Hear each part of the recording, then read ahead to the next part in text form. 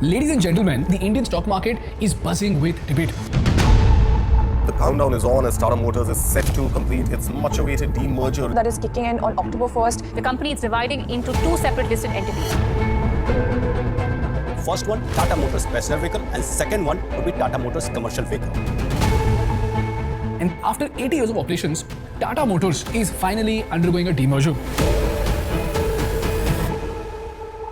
Now think about it. This is a company that fought through the 2008 financial crisis while Jaguar Land Rover was bleeding billions, and it clawed its way back from 48,000 crores in crushing debt to become completely debt-free by 2025. Today, Tata Motors stands at a record profit of 28,000 crores. That's more in profits in 1 year than the entire market value of companies like Britannia or Godrej Consumer. A group built on a foundation of trust and ethics. The Tata Group is India's most respected and best-known business group in the private sector. But at the peak of this success, they are taking a knife and voluntarily cutting themselves apart. On one hand, this demerger could unlock tens and thousands of crores in hidden shareholder value. On the other hand, this move introduces entirely new complexities, new vulnerabilities, and new risks that could put both Tata entities in dangerous positions when crisis strikes. And what happens next will determine whether Tata Motors will go on to become a Harvard business case study on value creation or a cautionary tale about value destruction. From Tata Motors, you can assume that this much of a value will get chopped off because Tata Motors CV business will get dormant and will not be allowed to trade. Tata Motors is not in my list of things, in my preferred auto stocks. Which is why we did a deep dive to help you understand why is Tata Motors, a highly profitable debt-free company, choosing to demerge itself apart right when everything is going well? What are the hidden benefits that could unlock thousands of crores worth of value for its investors? What are the dangerous risks that could backfire for the Tatas? And finally, as shareholders, what exactly should we be watching to know whether this gamble pays off or falls apart?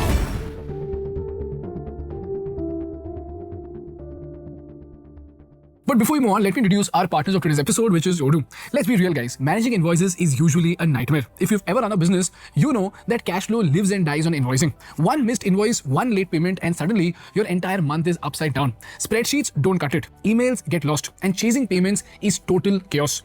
That is where Odoo Invoicing helps you out. In just a few seconds, with Odoo Invoicing, you can create and send a professional invoice, choose your customer, add products or services, set billing terms, and email it instantly.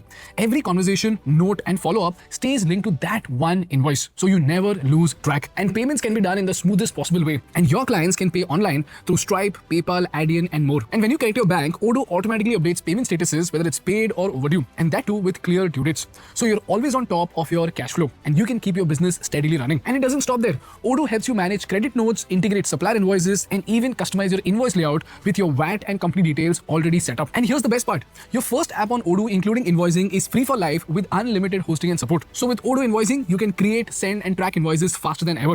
Try it today using the link below.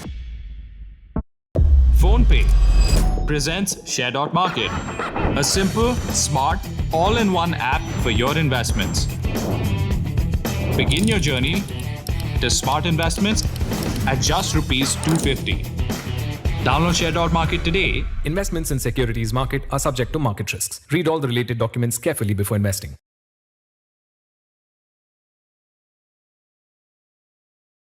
This is my salary and this is my passive income. 1 year back, I made the smartest decision with my money. I invested my money in bonds via Vint Wealth. No side hustle, no market stress, just easy money monthly in my account. To understand this, we first need to study a powerful concept in corporate finance called conglomerate discount. In simple words, imagine you are an investor with 10 lakh rupees to invest and you are researching two companies. Company A is a pure play infrastructure company that builds roads and bridges. It is steady, predictable, and grows at 8% annually. Investors typically value such companies 12 times their annual earnings. And here's where you need to know something called PE ratio.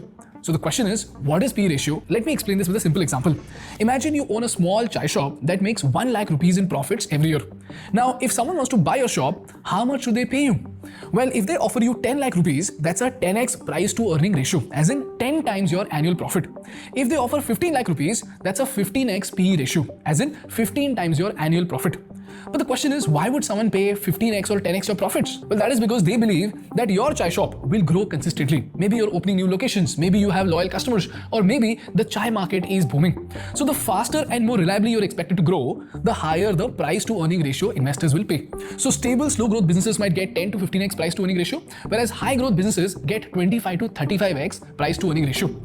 If this is clear, let's come back to our example. So we saw what company A does. Now, if you look at company B is an electric vehicle startup that is losing money now, but it is growing at 40% annually. It is risky, but it is exciting. So investors value such high growth companies at 30 times their earnings or 30x price to earning ratio. Now, here's where the conglomerate discount kicks in. If these two companies are merged into one, how will the investors value these companies? Well, let's try to understand using a simple math. Let's say company A makes a profit of 100 crores annually and company B makes 50 crores profit annually. So the combined profit is 150 crores. Now, what should the merged company be worth? In scenario 1, if they are valued separately, then they are valued as a sum of their parts. So company A will be valued at 100 crores into 12 equal to 1200 crores and company B will be valued at 50 crores into 30 equal to 1500 crores. Why? This is because while company A is in the infrastructure sector where the PE ratio is about 12, company B is in the EV space where the price to earning ratio that the investors give out is about 30x the earning, which is why company A is valued at 100 crores into 12 equal to 1200 crores and company B is valued at 50 crores into 30 equal to 1500 crores. So the total value is 2700 crores. But in scenario 2, if they are valued as a conglomerate, here's what actually happens. Now, if both these entities are actually merged together, it actually results into a confusing merger, because if the investor comes and has a look at this company, the investor will be like, dude, are you manufacturing EVs or are you into infrastructure? Because if you're into EV, you will command a price to earning ratio of 30x. But if you're into infrastructure, you will command a price to earning ratio of 12x. So what exactly should be the price to earning ratio of this merged entity?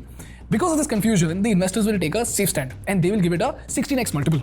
Now, if you look at how it reflects on the value of the company, the combined profit is 150 crores and the valuation turns out to be 150 crores into 16 equal to 2,400 crores. So the conglomerate discount over here is 2,700 crores minus 2,400 crores equal to 300 crores in lost value. That's 11% of value that simply vanishes because the businesses are bundled together. This is exactly what was happening to Tata Motors. Let me show you with real numbers and comparisons. You see, before the demerger, Tata Motors housed two completely different businesses. Business 1 was the commercial vehicle business which made trucks, buses and commercial fleets. They had a market share of 37.1% in India and had EBITDA margins of 12.2%, and they were competing with Ashok Leyland. Now, the commercial companies typically get a price to earning multiple of 15x. But business 2 is the passenger vehicle segment which makes cars and SUVs that account for 13.2% of the market share. On top of that, they also have electric vehicles which command a 53% market share in the EV segment. This business is high growth, technologically driven but capital intensive, and it's competing with Tesla, BYD, Mahindra, BMW and Mercedes-Benz. Now, in this business, the typical PE multiple ranges between 20 to 35x, and for EV, this number could go even higher. Now, here's the valuation trap explained with a hypothetical example. Let's say analysts projected that the commercial vehicle business will make 5,000 crores in annual profits. The passenger vehicle business will make 8,000 crores in annual profits. So the total projection is 13,000 crores. Now, if valued separately, commercial businesses command 14x valuation and will be valued at 70,000 crores, and passenger vehicle business are valued at 25x, so the passenger vehicle segment would be worth 2 lakh crores. The total value would have been 70,000 crores plus 2 lakh crores equal to 2.7 lakh crores. But as a conglomerate, the market will apply approximately 17.5x multiple to the blended earnings. So the merged entity is valued at 13,000 crores into 17.5x equal to 2,27,500 crores. Now, if you see, simply due to the merged entity, the value being left on the table is about 42,500 crores. All this value could just disappear simply because the market could get confused. Now, the question is, why does this problem happen? Well, that is because of three deadly reasons. The first problem is something called the confusion tax. You see, investors hate confusion. When they can't clearly understand what they're buying, they always pay less for it. Think of it like buying a house. A 3-bedroom apartment has a clear price of 1 crore rupees, and a commercial office has a defined price of 2 crore rupees. But if you are selling a commercial residential hybrid where half is office space and the other half is the living quarters, nobody knows how to price it, right? Is it 1 crore or 2 crore or is it 1.5 crores? If this is the case, then the investors will obviously lowball you and offer you what? 1.2 crores simply because of the uncertainty. This is the same thing that happened with Tata Motors. Problem number 2 is the wrong investor problem. You see, different investors want different things. Conservative pension funds which manage retirement money, they need steady, predictable returns. So if they were to given a choice between EV and commercial vehicle companies, they would obviously choose commercial vehicle companies because they are slower, but they are safer. Similarly, if you go and ask aggressive growth funds, where would they invest?